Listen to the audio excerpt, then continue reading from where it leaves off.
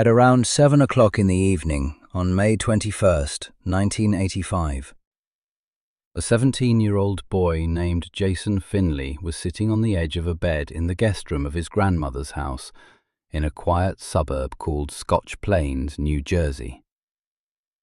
Jason took a deep breath and reached out, picking up the landline phone resting beside the bed.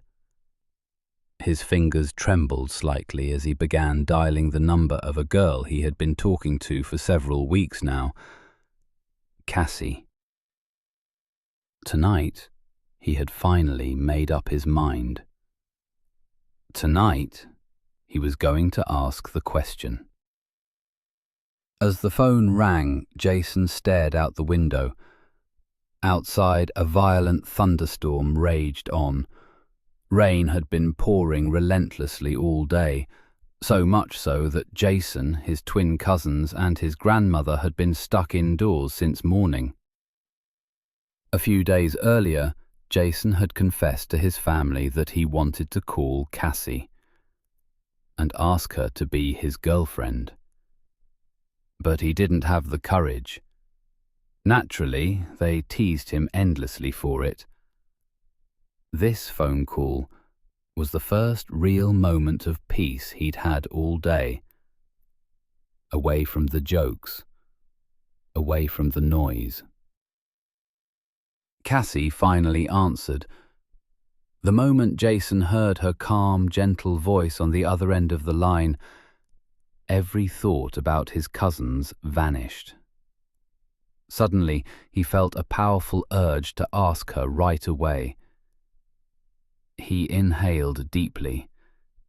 He was just about to speak, but before a single word could leave his mouth, a sudden, unbearable pain exploded in the back of his head, like a gunshot. Still watching?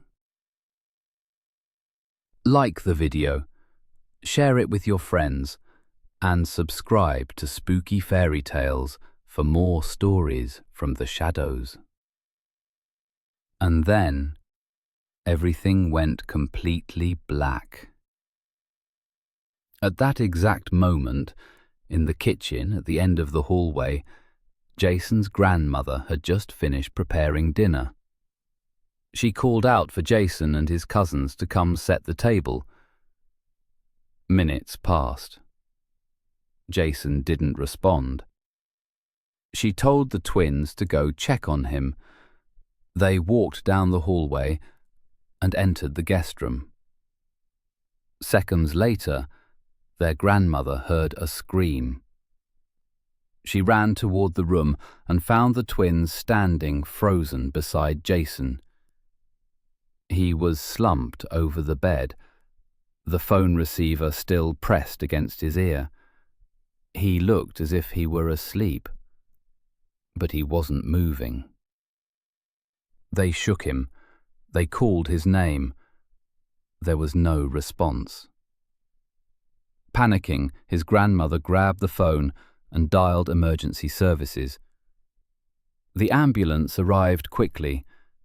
Paramedics rushed in, lifted Jason onto a stretcher, and sped him to the hospital.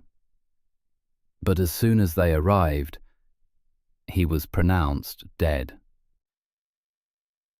Jason was only 17 years old and completely healthy. Doctors found no signs of illness, no medical conditions, no clear cause of death.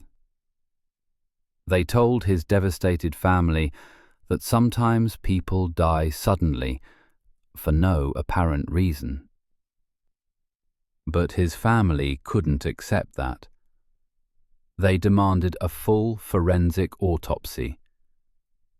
At first, the autopsy confirmed the same conclusion: no obvious cause of death. Sudden deaths do happen, even to healthy people. But then, the medical examiner noticed something the hospital had missed. Jason's eardrum had ruptured. On its own, that wouldn't explain his death. But when the examiner connected it to the weather that night, the violent thunderstorm, the horrifying truth became clear. While Jason was on the phone with Cassie, lightning struck the telephone line outside the house. The electrical surge travelled through the wire into the phone receiver and straight into Jason's head. He died instantly. Later, Cassie would say that she felt it.